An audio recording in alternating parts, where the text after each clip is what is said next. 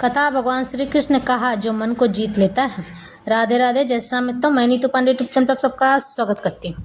इस प्रसंग का वर्णन श्रीमद् भगवद गीता में मिलता है। भगवान श्री कृष्ण कहते हैं कि जो भी मनुष्य अपने जीवन में अपने मन को एकाग्र कर लेता है, यानी अपने मन को जीत लेता है, वही बाजीगर कहलाता है। क्योंकि मन को वश में रखने वाला व्यक्ति हर काम को सक्षम होकर कर सकता है, किंतु जो अपने मन को वश में नहीं कर सकता उसका मन भटकता रहता है। कभी भोजन के लालच में, कभी वस्त्र के लालच में, कभी घर बनाने के लालच में, कभी दूसरों से ईर्ष्या करने के लालच में। ये सब भटकाव ही मन का भटकाव कहलाता है। जब व्यक्ति मनुष्य इन सब चीज़ों से दूर हो जाता है तो काम, क्रोध, लोभ, मद, मोह, अहंकार और दूसरे से ईर्ष्या, ये सब उसके मन से समाप्त हो जाती है। अहंकार का नामो निशान नहीं रह जाता है। जो भी चीज़ें मनुष्य को जीवन में परमेश्वर से अलग करती हैं वो यह काम, क्रोध, लोभ, मद, मोह है। इन्हीं कारणों से मनुष्य ईश्वर से दूर रहता है और इसी कारण से मनुष्य अपने मन को भटकने से रोक नहीं पाता है। मन एव मनुष्यानां कारणं बंध मोक्षयो बंधाय विषयासंगो मुक्तये निर्विषयम मनः। मन ही मनुष्य के बंधन का और मोक्ष का भी कारण है। इंद्रिय विषयों में लीन मन बंधन का कारण है और विषयों से विरक्त मन मोक्ष का कारण है। इसलिए जो मन निरंतर कृष्ण भक्ति में लगा रहता है वही परम मुक्ति का भी कारण है। बंधु रात्मा आत्मनस्तस्य येनात्मय वात्मना जिता अनात्मनस्तु शत्रुत्वे वर्तेता आत्मैव शत्रुवत। जिसने मन को जीत लिया उसके लिए मन सर्वश्रेष्ठ मित्र है, किंतु जो ऐसा नहीं कर पाया उसके लिए मन सबसे बड़ा शत्रु बना रहेगा। अष्टांग योग के अभ्यास का प्रयोजन मन को वश में करना है, जिससे मानवीय लक्ष्य प्राप्त करने में वह मित्र बना रहे। मन को वश किए बिना योगाभ्यास करना मात्र समय को नष्ट करना है। जो लोग मन को अपने स्थिर चित नहीं रख सकता है और अगर वह योगाभ्यास करेगा, यानी कि ध्यान साधना करेगा, योग करेगा, तो बेकार है करना, क्योंकि उसका मन तो स्थिर है ही नहीं। जो अपने मन को वश में नहीं कर सकता है वह सतत अपने परम शत्रु के साथ निवास करता है और इस तरह उसका जीवन तथा लक्ष्य दोनों ही नष्ट हो जाते हैं। जीव की स्वाभाविक स्थिति यह है कि वह अपने स्वामी की आज्ञा का पालन करे। इसलिए जब तक मन अविजित शत्रु बना रहता है तब तक मनुष्य को काम, क्रोध, लोभ, मोह आदि की आज्ञाओं का पालन करना होता है। किंतु जब मन पर विजय प्राप्त हो जाती है तो मनुष्य इच्छानुसार उस भगवान की आज्ञा का पालन करता है जो सबों के हृदय में परमात्मा स्वरूप स्थित है। वास्तविक योगाभ्यास हृदय के भीतर परमात्मा से भेंट करना तथा उसकी आज्ञा का पालन करना है। जो व्यक्ति साक्षात कृष्ण भक्ति में स्वीकार करता है वह भगवान की आज्ञा के प्रति स्वतः समर्पित हो जाता है।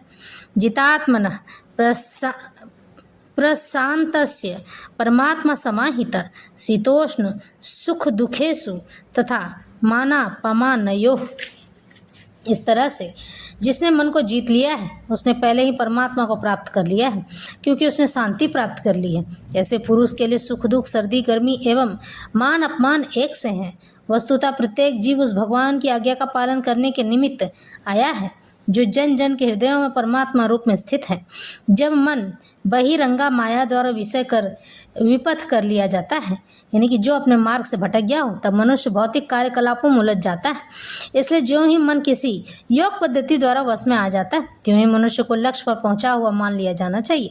मनुष्य को भगवत आज्ञा का पालन करना चाहिए। जब मनुष्य का मन परा प्रकृति में स्थिर हो जाता है तो जीवात्मा के समक्ष भगवत आज्ञा पालन करने के अतिरिक्त कोई विकल्प नहीं रह जाता है।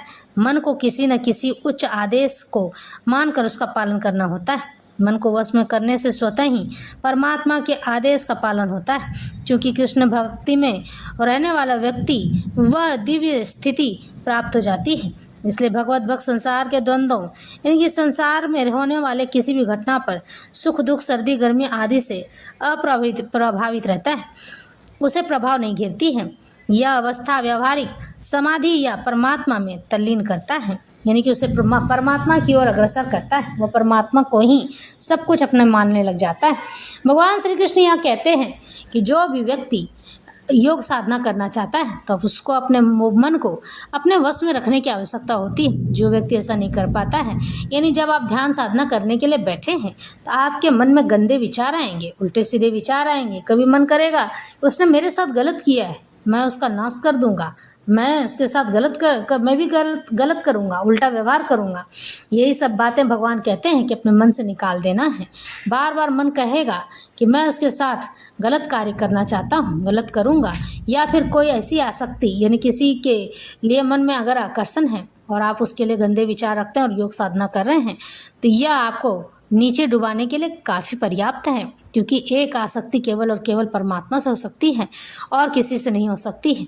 मन में जब किसी मनुष्य के लिए गंदे विचार आए या दुष्टता भरा विचार आए, उसे तुरंत त्याग कर केवल और केवल ईश्वर से ही मिलन करना चाहिए। हाँ, यह सच है कि ध्यान साधना में केवल और केवल परमेश्वर से ही मिलन होता है और किसी से नहीं, किंतु यह बातें सबको बताई भी नहीं जाती हैं। यह गुप्त ज्ञान है। जो व्यक्ति इस गुप्त ज्ञान को अपने भीतर समेट कर रखता है, वही योग पद्धति में आगे बढ़ सकता है। हमारा जीवन कई तरह के द्वंद्वों से घिरा रहता है। कई प्रकार से हम जीवन में कष्ट पाते हैं, सुख देखते हैं, दुख देखते हैं, और वही सुख और दुख हमारे मन में चलते रहते हैं।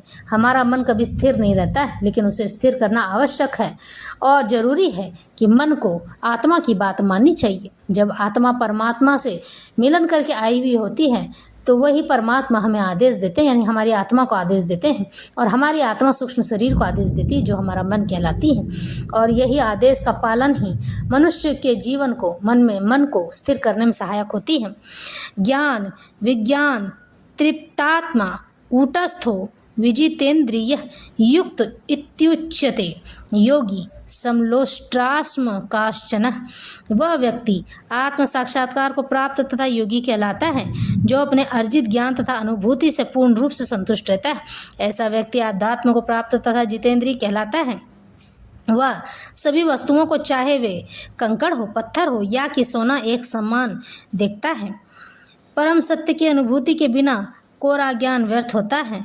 भक्ति रसामृत सिंधु में कहा गया है, अतः श्री कृष्ण नामादि न भवेत ग्रम्य मिंद्रिय सेवोन्मुखे ही जिह्वादौ स्वमेव स्फूर्त्यदः। कोई भी व्यक्ति अपनी दूषित इंद्रियों के द्वारा श्री कृष्ण के नाम, रूप, गुण तथा उनकी लीलाओं को दिव्य प्रकृति को नहीं समझ सकता है। भगवान की दिव्य सेवा से पूरित होने पर ही कोई उनके दिव्य नाम, रूप, गुण तथा लीलाओं को समझ सकता है। इस तरह से यह भगवद गीता कृष्ण भक्ति का विज्ञान है। मात्र संसारी विद्वता से कोई कृष्ण भक्त नहीं हो सकता है। उसे विद्युत चेतना वाले व्यक्ति का सानिध्य प्राप्त होने का सौभाग्य मिलना चाहिए। कृष्ण भक्ति में व्यक्ति को भगवत कृपा से ज्ञान की अनुभूति होती है, क्योंकि वह विशुद्ध भक्ति से तुष्ट रहता है, यानी कि भगवान के पास ऐसी भक्ति करता है जो एकदम शुद्ध हो और केवल ईश्वर को समर्पित हो। अनुभूत ज्ञान से वह पूर्ण बनता है। जब उसे भगवान ज्ञान देते हैं तो पूर्ण हो जाता है। आध्यात्मिक ज्ञान से मनुष्य अपने संकल्पों में दृढ़ रह सकता है, किंतु मात्र शैक्षिक ज्ञान से वह बाह्य विरोधाभासों द्वारा मोहित और भ्रमित होता रहता है। केवल अनुभवी आत्मा ही आत्मसंयमी होता है, क्योंकि वह कृष्ण की शरण में जा चुका होता है।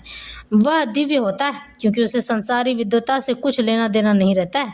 उसके लिए संसारी विद्वता तथा मनोधर्म, जो अन्यों के लिए स्वर्ण के समान उत्तम होते हैं, कंकड़ों या पत्थरों से अधिक नहीं होते हैं। इस तरह से भगवान अर्जुन को समझाते हैं कि योग साधना से किस तरह से मन को स्थिर किया जा सकता है।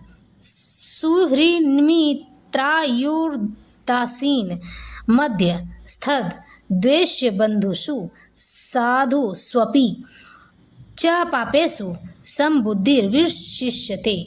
जब मनुष्य निष्कपट हितैषियों, प्रिय मित्रों और अपने आस पड़ोसियों, मध्यस्थों, ईर्ष्यालुओं, शत्रुओं तथा मित्रों, पुण्यात्माओं एवं पापियों को समान भाव से देखता है, तो वह और भी उन्नत माना जाता है। यानी कि जब कोई व्यक्ति किसी भी ईर्ष्यालु, दंभी, कपटी या कोई भी व्यक्ति होता है, उसे सबको समान भाव से देखता है, एक समान देखता है कि यह बाद में जाके बदल सकता है, ये अच्छा हो जाएगा। इस तरह से कहने वाले व्यक्ति जो सभी को एक समान देखता है, कुत्ता, बिल्ली, जीव जंतु, सभी को, सब में परमेश्वर का ही ध्यान करता है, तो वह मनुष्य योग साधना में उन्नत माना जाता है। यही नहीं, भगवान पर ब्रह्म नारायण की भी कृपा उस पर पूर्ण रूप से बनी रहती है। वह ईश्वर को प्राप्त करने की क्षमता रखता है और वही व्यक्ति योगी कहलाता है।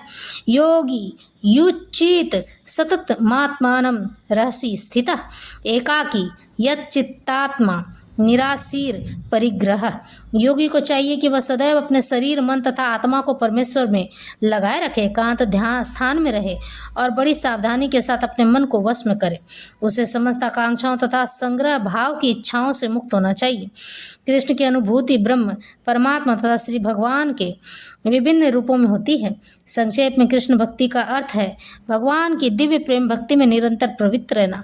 किंतु जो लोग निराकार ब्रह्म अथवा अंतर्यामी परमात्मा के प्रति आसक्त होते हैं वे भी आंशिक रूप से कृष्ण भक्त ही कहलाते हैं, क्योंकि निराकार ब्रह्म कृष्ण की आध्यात्मिक किरण है और परमात्मा कृष्ण का सर्वव्यापी आंशिक विस्तार होता है। इस तरह से इस प्रकार निर्विशेषवादी तथा ध्यान योगी भी अपरोक्ष रूप से कृष्ण भक्ति में होते हैं। प्रत्यक्ष कृष्ण भक्ति में रहने वाला व्यक्ति सर्वोच्च योगी कहलाता है, क्योंकि ऐसा भक्त जानता है कि ब्रह्म और परमात्मा क्या है, उनका परम सत्य विषय ज्ञान पूर्ण होता है। जबकि निर्विशेषवादी तथा ध्यान योगी अपूर्ण रूप में कृष्ण भक्ति में होते हैं। इतने पर भी इन सबों को अपने अपने कार्यों में निरंतर लगे रहने का आदेश दिया जाता है, जिससे वे देर सवेर परम सिद्धि प्राप्त कर सके। भगवान उनके लिए बहुत सहूलियतें बना के रखते हैं। योगी का पहला कर्तव्य है कि वह कृष्ण का अपना ध्यान सदैव एकाग्र रखे। उसे सदैव कृष्ण का चिंतन करते रहना चाहिए और एक क्षण के लिए भी उन्हें नहीं भूलना चाहिए। परमेश्वर में मन की एकाग्रता ही समाधि कहलाती है। मन को एकाग्र करने के लिए सदैव एकांतवास करना चाहिए और बाहरी उपद्रवों से बचना चाहिए। योगी को चाहिए कि वह अनुकूल परिस्थितियों को ग्रहण करे और प्रतिकूल परिस्थितियों को त्याग दे, जिससे उसकी अनुभूति पर कोई प्रभाव न पड़े। पूर्ण संकल्प कर लेने पर उसे उन व्यर्थ की वस्तुओं के पीछे नहीं पड़ना चाहिए जो परिग्रह भाव से उसे फंसा ले। ये सारी सिद्धियां तथा सावधानियां तभी पूर्ण रूपेण कार्यान्वित हो सकती हैं जब मनुष्य प्रत्यक्षतः कृष्ण भक्ति में हो, क्योंकि साक्षात कृष्ण भक्ति का अर्थ है आत्मोत्सर्ग जिसमें संग्रह भाव परिग्रह के लिए लेश मात्र स्थान नहीं होता है। श्रील रूप गोस्वामी कृष्ण भक्ति का लक्षण इस प्रकार देते हैं। अनासक्तस्य विषयान यथार्ह मुपयुज्यतः निर्बन्धः कृष्ण संबंधे युक्तम वैराग्यमुच्यते पापश्चिक्कत्या बुद्धया हरि संबंधी वस्तुनः मुमुक्षु भी परित्यागो वैराग्यम फल्गु कथ्यते। जब मनुष्य किसी वस्तु के प्रति आसक्त न रहते हुए कृष्ण से संबंधित हर वस्तु को स्वीकार कर लेता है, तभी वह परिग्रहत्व से ऊपर स्थित रहता है। दूसरी ओर जो व्यक्ति कृष्ण से संबंधित प्रत्येक वस्तु को बिना जाने त्याग देता है, उसका वैराग्य पूर्ण नहीं होता है। कृष्ण भक्ति में व्यक्ति भली भांति जानता रहता है कि प्रत्येक वस्तु श्री कृष्ण की है, फलस्वरूप वह उसी प्रकार से परिग्रह भाव से मुक्त रहता है। इस प्रकार वह अपने लिए किसी वस्तु की लालसा नहीं करता है। वह जानता है कि किस प्रकार कृष्ण भक्ति के अनुरूप वस्तुओं को स्वीकार किया जाता है और कृष्ण भक्ति के प्रतिकूल वस्तुओं का परित्याग कर दिया जाता है। वह सदैव भौतिक वस्तुओं से दूर रहता है, क्योंकि वह दिव्य होता है और कृष्ण भक्ति से रहित व्यक्तियों से किसी प्रकार का सरोकार न रखने के कारण सदा अकेला रहता है। इसलिए कृष्ण भक्ति में रहने वाला व्यक्ति पूर्ण योगी कहलाता है। इस तरह से भगवान श्री कृष्ण आज अर्जुन को बहुत सारा ज्ञान देते हैं और कहते हैं कि जो कृष्ण भक्ति में रहता है वही कृष्ण भक्त कहलाता है और जिस भाव से भगवान की शरण लोग ग्रहण करते हैं उसी के अनुरूप भगवान उन्हें फल देते हैं। ये बात अर्जुन से भगवान श्री कृष्ण पहले भी कह चुके हैं और इसी प्रकार से भगवान के पथ का अनुसरण व्यक्ति करता चला जाता है।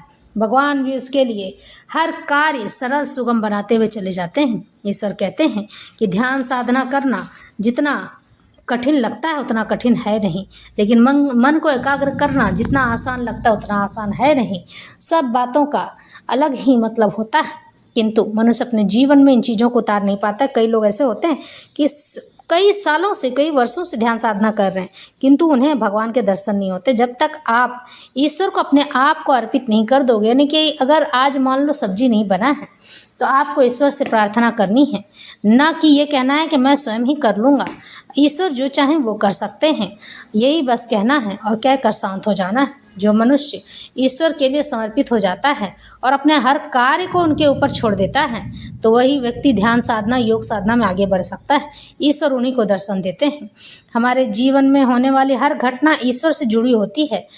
आत्मा में ही परमात्मा का वास है और यही हमारे जीवन का मूल उद्देश्य भी है।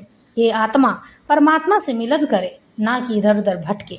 जिसका मन अपने हाथों में होता है, लक्ष्य पे निर्धारित होता है, वही व्यक्ति अपने जीवन की ओर अग्रसर होता है। भगवान श्री कृष्ण बस इतना ही समझाना चाहते हैं, मुझ तक पहुंचने के लिए सर्वप्रथम अपने आप को मुझे अर्पित और समर्पित करना होगा और मेरे बताए हुए अनुशासन का पालन करना होगा।